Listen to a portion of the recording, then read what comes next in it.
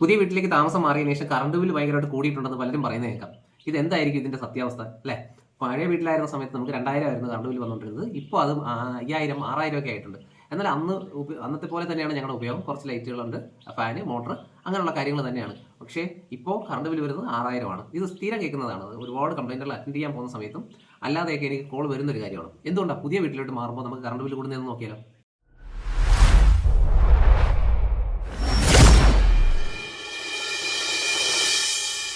പഴയ വീടായിരുന്നപ്പോൾ current bill 3000, ഇപ്പോൾ പുതിയ വീട്ടിലേക്ക് മാറിയപ്പോൾ കറണ്ട് ബില്ല് 6000. അതൊരു വലിയ പ്രശ്നമായിട്ടാണ് എല്ലാവരും പറയുന്നത്.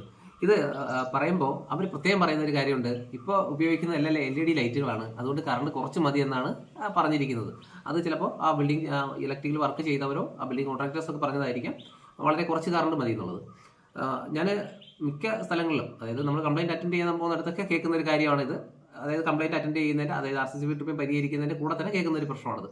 അല്ലാതെ കോളുകൾ ഒരുപാട് വരാറുണ്ട്. എനിക്കിത് അവർ പറഞ്ഞ് മനസ്സിലാക്കി എടുക്കുന്ന കാര്യം വളരെ ബുദ്ധിമുട്ടാണ്. അത് ഓരോന്നും വിശദീകരിച്ചൊക്കെ പറഞ്ഞു വരിക. ഇലക്ട്രീഷ്യൻസ് പലപ്പോഴും അതൊക്കെ നോക്കിയിട്ടും അവർക്കൊന്നും പിടികിട്ടുന്നില്ല. എന്തായിരിക്കും, വന്നൊന്ന് ചെക്ക് ചെയ്യാമോ എന്ന് ചോദിച്ചിട്ടാണ് ഈ ആൾക്കാർ വിളിക്കുന്നത്. അപ്പോൾ ഇതിനകത്ത് ഞാൻ 1-2 കാര്യങ്ങളൊന്ന് പറഞ്ഞുതരാം. എല്ലാവരും പറയുന്നത് LED ലൈറ്റുകളാണ് ഉപയോഗിക്കുന്നത്, അതിന് കറണ്ട് കുറച്ച് മതി എന്നാണ് ഞങ്ങളുടെ ഇലക്ട്രീഷ്യൻ പറഞ്ഞത്, അല്ലെങ്കിൽ വർക്ക് ചെയ്തു കൊടുത്ത കോൺട്രാക്ടർ പറഞ്ഞതെന്ന് പറയും. ഇവിടെ നമ്മൾ ചിന്തിക്കേണ്ട ഒരു കാര്യം, നമ്മൾ ആദ്യം പഴയ വീട്ടിലായിരുന്ന സമയത്ത് ഹാളിൽ ചിലപ്പോൾ 1-2 ട്യൂബ് ലൈറ്റുകൾ ഉപയോഗിച്ചുകൊണ്ടിട്ടുണ്ടാകും. ഓക്കെ, ഇത് വ്യക്തമായിട്ടൊന്ന് മനസ്സിലാക്കുക. ഞാൻ ഈ പറഞ്ഞു വരുന്ന കാര്യങ്ങൾ. 1-2 ട്യൂബ് ലൈറ്റ് ഉപയോഗിച്ചിട്ടുണ്ടാകും. ഒരു ട്യൂബ് ലൈറ്റിന് 18 വാട്ട് അല്ലെങ്കിൽ 20 വാട്ട്. ആ 20 വാട്ടിൻ്റെ 2 ട്യൂബ് ലൈറ്റ് ആയിരിക്കും അവിടെ ഉപയോഗിച്ചിരിക്കുന്നത്. അത്യാവശ്യം ഒരു ഏകദേശം ഒരു 100-200 സ്ക്വയർ ഫീറ്റ് ഒക്കെ വരുന്ന ഒരു ആവറേജ് ഒരു ഹാളിൻ്റെ കാര്യം തന്നെ കൂട്ടിക്കും. 2 ട്യൂബ് ലൈറ്റ് മതി അതിന് അത്യാവശ്യം നല്ല വെളിച്ചം കിട്ടാനായിട്ട്. എന്നാൽ വീടിൻ്റെ പണിയൊക്കെ കഴിഞ്ഞിട്ട് സീലിംഗ് വർക്കൊക്കെ ചെയ്ത് കഴിയുമ്പോൾ ആ സീലിങ്ങിൽ കുറേ നമ്മൾ ലൈറ്റുകൾ വയ്ക്കും. അപ്പോൾ നമ്മൾ ആ ചെയ്യുന്ന സമയത്തെല്ലാം പറയുന്നത് ഇതിന് കുറച്ച് കറണ്ട് മതി, ഈ സീലിംഗ് ലൈറ്റിന് കുറച്ച് കറണ്ട് മതി എന്നാണ് പറയുന്നത്. അവിടെ വരുന്നത് ആ ഒരു 200 സ്ക്വയർ ഫീറ്റ് ഏരിയയിൽ ഒരു ഹാളിൽ കവർ ചെയ്യാൻ മിനിമം ഒരു 10 സീലിംഗ് ലൈറ്റ് കാണും, പാനൽ ലൈറ്റ് കാണും. അതൊരു 10 വാട്ടോ 12 വാട്ടോ ആയിരിക്കും കൊടുക്കുന്നത്. അതായത് നമ്മുടെ ഹാളിൽ വെളിച്ചം കിട്ടുന്നതിന്. ഡൗൺ ലൈറ്റ് ആയതുകൊണ്ട് നമുക്ക് നല്ല രീതിയിൽ സ്പ്രെഡ് ചെയ്ത് ലൈറ്റ് കിട്ടത്തുമില്ല. ഫോൾ സീലിംഗ് ചെയ്യുന്നത് കൊണ്ട് തന്നെ അതിൻ്റെ ഹൈറ്റും കുറവായിരിക്കും. അങ്ങനെ വരുമ്പോൾ നമുക്ക് ഒരു വാളിൽ ഒരു ട്യൂബ് ലൈറ്റ് വെക്കുന്നതിൻ്റെ അത്രയും വെട്ടം ഒരു കാരണവശാലും നമുക്ക് ഈ ഒരു ഡൗൺ ലൈറ്റ് ആയിട്ട് വെക്കുമ്പോൾ, അത് സീലിംഗിൽ വെക്കുമ്പോൾ നമുക്ക് കിട്ടത്തില്ല. അത് നേരെ മുന്നിൽ അല്ലെങ്കിൽ നേരെ താഴെയുള്ള കുറച്ച് ഏരിയ മാത്രം കവർ ചെയ്യും. അങ്ങനെ വരുമ്പോൾ നമുക്ക് കൂടുതൽ ലൈറ്റുകൾ ഫിറ്റ് ചെയ്യേണ്ടി വരും. ഒന്ന് ഓർത്ത് നോക്കി, 12 വാട്ട്സിൻ്റെ 10 ലൈറ്റ് അവിടെ കണക്ക് കൂട്ടുമ്പോൾ ഏകദേശം 120 വാട്ട്സ് അവിടെ ആയി. ആ സ്ഥാനത്ത് നമ്മൾ നേരത്തെ ആയിരുന്നപ്പോൾ, പഴയ വീട്ടിലായിരുന്നപ്പോൾ അവിടെ ഉപയോഗിച്ചുകൊണ്ടിരുന്നത് വെറും 40 വാട്ട്സാണ്.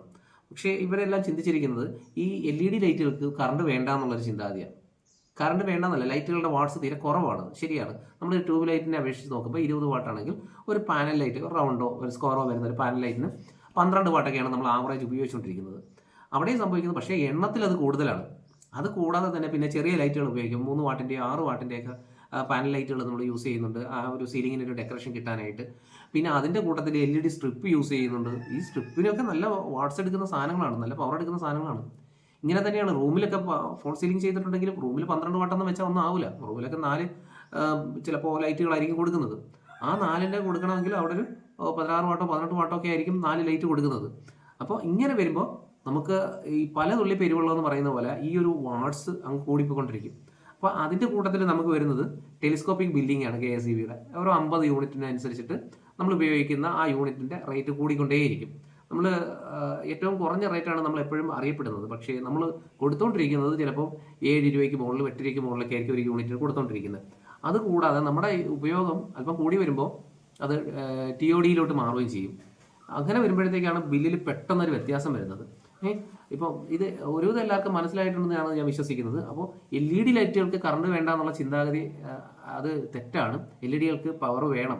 ആ LED ലൈറ്റുകൾ ഉപയോഗിക്കുമ്പോൾ നമുക്ക് കൃത്യമായിട്ട് അത് ലൈറ്റ് കിട്ടാത്തത് കൊണ്ട്, കറക്റ്റായിട്ട് ലൂമൻ ഉള്ള ലൈറ്റ് നമുക്ക് കിട്ടാത്തത് കൊണ്ട് തന്നെ നമ്മൾ കൂടുതൽ ലൈറ്റുകൾ അവിടെ ഉപയോഗിക്കപ്പെടുന്നുണ്ട്.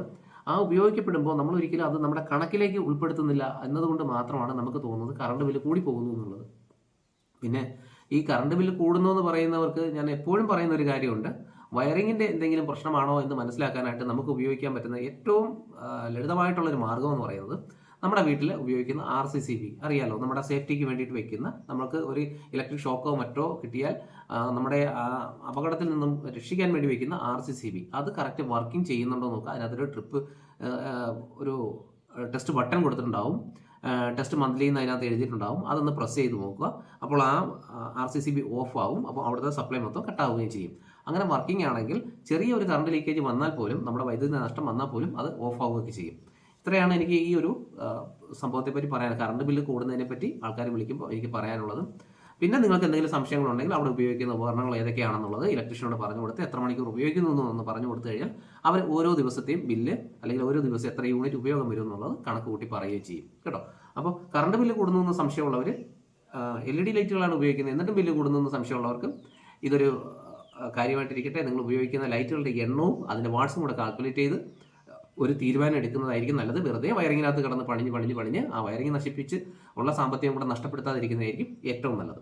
ഓക്കെ, അപ്പോൾ നിങ്ങൾക്ക് ഈ ഒരു വിവരം ഇഷ്ടപ്പെട്ടുവെങ്കിൽ മറ്റുള്ളവർ കൂടെ ഒന്ന് ഷെയർ ചെയ്തിട്ടേക്കാം. Okay, thank U.